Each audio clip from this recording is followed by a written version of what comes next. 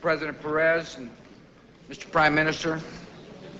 Madam Speaker, thank you very much for hosting this special session. President Banish, Leader of the Opposition Netanyahu, ministers, members of the Knesset, distinguished guests. Shalom. Laura and I are thrilled to be back in Israel.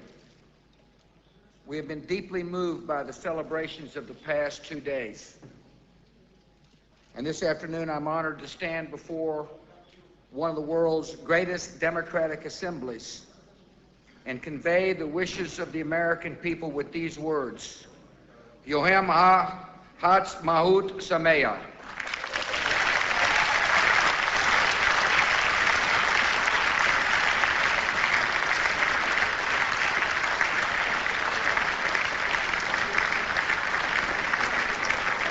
It is a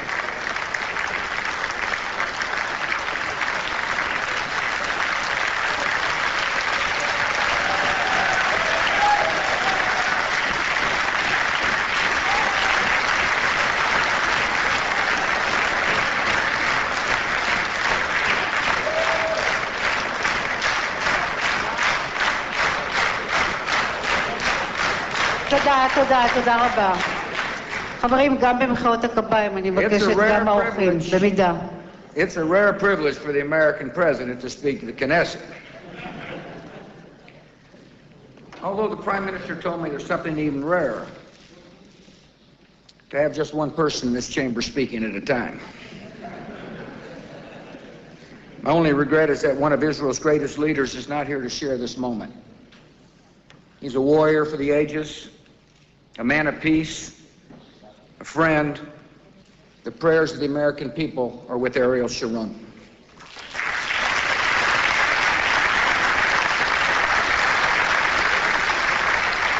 We gather to mark a momentous occasion. 60 years ago in Tel Aviv, David Ben-Gurion proclaimed Israel's independence, founded on the natural right of the Jewish people to be masters of their own fate.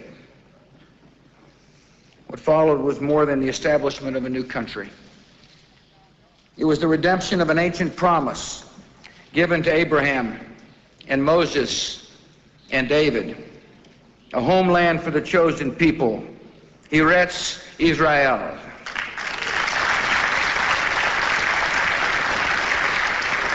"11 minutes later, on the orders of President Harry Truman, the United States was proud to be the first nation to recognize Israel's independence.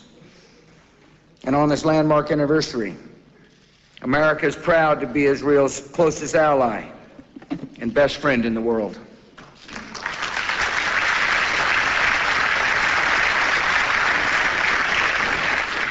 The alliance between our governments is unbreakable, yet the source of our friendship runs deeper than any treaty.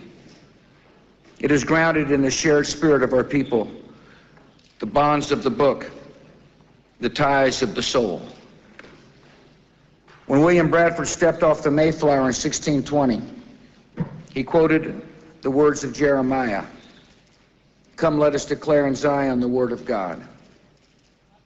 The founders of my country saw a new promised land and bestowed upon their towns names like Bethlehem and New Canaan. And in time, many Americans became passionate advocates for a Jewish state. Centuries of suffering and sacrifice would pass before the dream was fulfilled.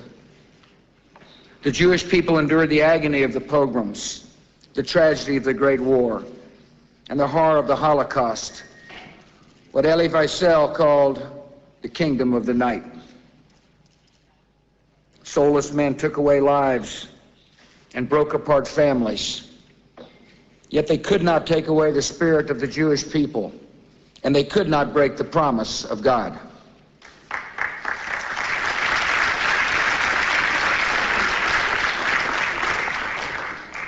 When news of Israel's freedom finally arrived, Golda Meir, a fearless woman raised in Wisconsin, could summon only tears.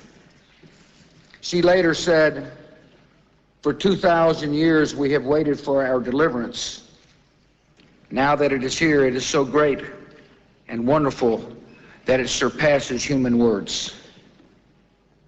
The joy of independence was tempered by the outbreak of battle, a struggle that has continued for 6 decades. Yet in spite of the violence, in defiance of the threats, Israel has built a thriving democracy in the heart of the Holy Land. You have welcomed immigrants from the 4 corners of the earth. You have forged a free and modern society based on the love of liberty, a passion for justice, and a respect for human dignity. You have worked tirelessly for peace. You have fought valiantly for freedom. My country's admiration for Israel does not end there. When Americans look at Israel, we see a pioneer spirit that worked an agricultural miracle and now leads a high-tech revolution. We see world-class universities and a global leader in business and innovation in the arts.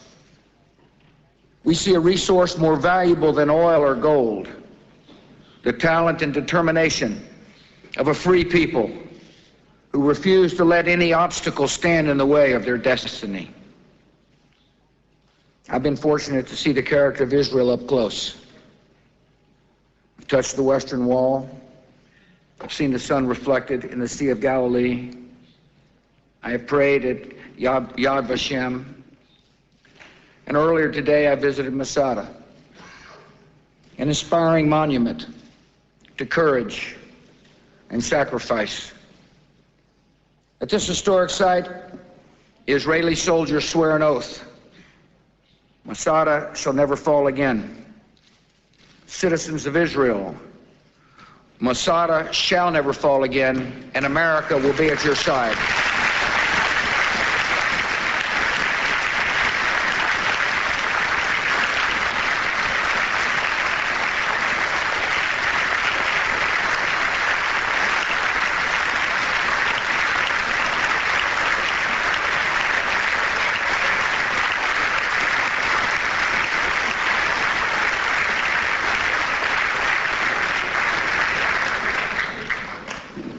This anniversary is a time to reflect on the past.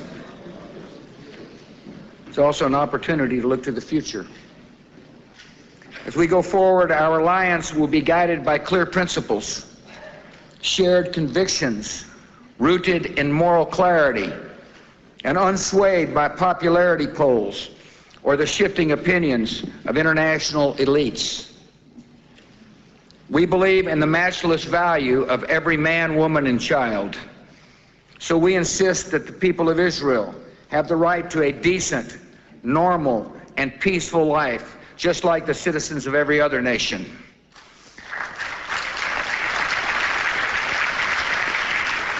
We believe that democracy is the only way to ensure human rights. So we consider it a source of shame that the United Nations routinely passes more human rights resolutions against the freest democracy in the Middle East than any other nation in the world.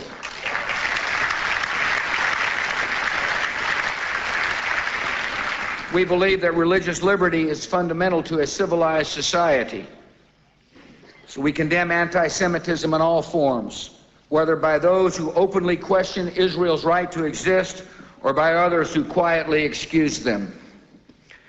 We believe that free people should strive and sacrifice for peace. So we applaud the courageous choices Israelis' leaders have made.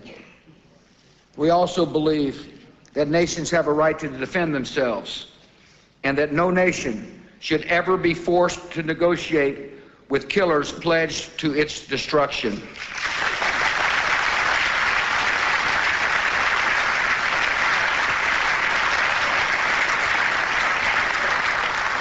We believe that targeting innocent lives to achieve political objectives is always and everywhere wrong.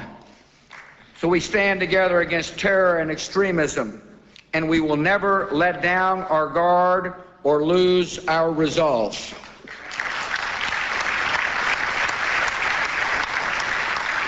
The fight against terror and extremism is the defining challenge of our time. It's more than a clash of arms. It's a clash of visions, a great ideological struggle. On the one side are those who defend the ideals of justice and dignity with the power of reason and truth. On the other side are those who pursue a narrow vision of cruelty and control by committing murder, inciting fear, and spreading lies. This struggle is waged with the technology of the 21st century, but at its core, it is an ancient battle between good and evil. The killers claim the mantle of Islam, but they are not religious men. No one who prays to the God of Abraham could strap a suicide vest to an innocent child or blow up guiltless guests at a Passover Seder or fly planes into office buildings filled with unsuspecting workers. In truth, the men who carry out these savage acts serve no higher goal than their own desire for power. They accept no God before themselves, and they reserve a special hatred for the most ardent defenders of liberty, including Americans and Israelis. And that is why the founding charter of Hamas calls for the elimination of Israel. And that is why the followers of Hezbollah chant, "Death to Israel, death to America." That is why Osama bin Laden teaches that the killing of Jews and Americans is one of the biggest duties. And that is why the president of Iran dreams of returning the Middle East to the Middle Ages and calls for Israel to be wiped off the map. There are good and decent people who cannot fathom the darkness in these men and try to explain away their words. It's natural, but it is deadly wrong. As witnesses to evil in the past, we carry a solemn responsibility to take these words seriously. Jews and Americans have seen the consequences of disregarding the words of leaders who espouse hatred. And that is a mistake the world must not repeat in the 21st century. Some seem to believe that we should negotiate with the terrorists and radicals as if some ingenious argument will persuade them they have been wrong all along. We've heard this foolish delusion before. As Nazi tanks crossed into Poland in 1939, an American senator declared, "Lord, if I could only have talked to Hitler, all this might have been avoided." We have an obligation to call this what it is: the false comfort of appeasement, which has been repeatedly discredited by history.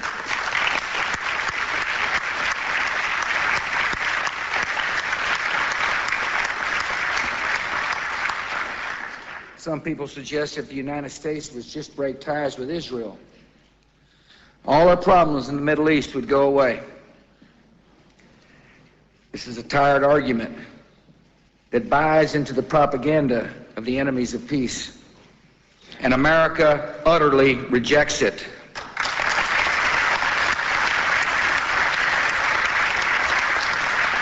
Israel's population may be just over 7 million. But when you confront terror and evil, you are 307 million strong because the United States of America stands with you.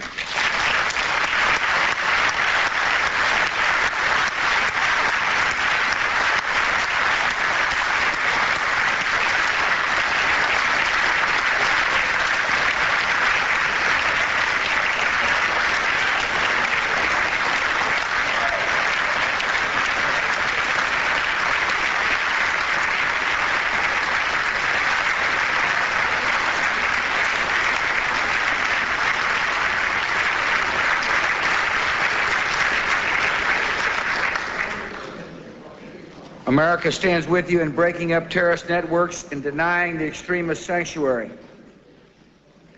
America stands with you in firmly opposing Iran's nuclear weapons ambitions, Permitting the world's leading sponsor of terror to possess the world's deadliest weapons would be an unforgivable betrayal for future generations. For the sake of peace, the world must not allow Iran to have a nuclear weapon.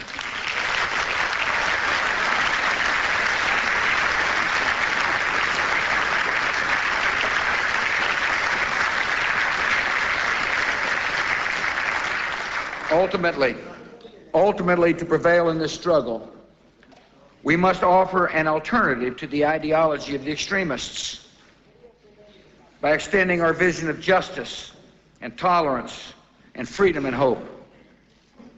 These values are the self-evident right of all people, of all religions, in all the world, because they are a gift from the Almighty God. Securing these rights is also the surest way to secure peace. Leaders who are accountable to their people will not pursue endless confrontation and bloodshed. Young people with a place in their society and a voice in their future are less likely to search for meaning in radicalism. Societies where citizens can express their conscience and worship their God will not export violence. They will be partners in peace. The fundamental insight that freedom yields peace is the great lesson of the 20th century. Now our task is to apply it to the 21st. Nowhere is this work more urgent than here in the Middle East. We must stand with the reformers working to break the old patterns of tyranny and despair. We must give voice to millions of ordinary people who dream for a better life in a free society. We must confront the moral relativism that views all forms of government as equally acceptable and thereby consigns whole societies to slavery. Above all, we must have faith in our values and ourselves and confidently pursue the expansion of liberty as the path to a peaceful future. That future will be a dramatic departure from the Middle East of today. So as we mark 60 years from Israel's founding, let us try to envision the region 60 years from now. This vision is not going to arrive easily overnight. It will encounter violent resistance. But if we and future presidents and future Knessets maintain our resolve and have faith in our ideals, here's a Middle East that we can see. Israel will be celebrating the 120th anniversary as one of the world's great democracies, a secure and flourishing homeland for the Jewish people. The Palestinian people will have the homeland they've long dreamed of and deserved, a democratic state that is governed by law and respects human rights and rejects terror. From Cairo to Riyadh to Baghdad and Beirut, people will live in free and independent societies where a desire for peace is reinforced by ties of diplomacy and tourism and trade.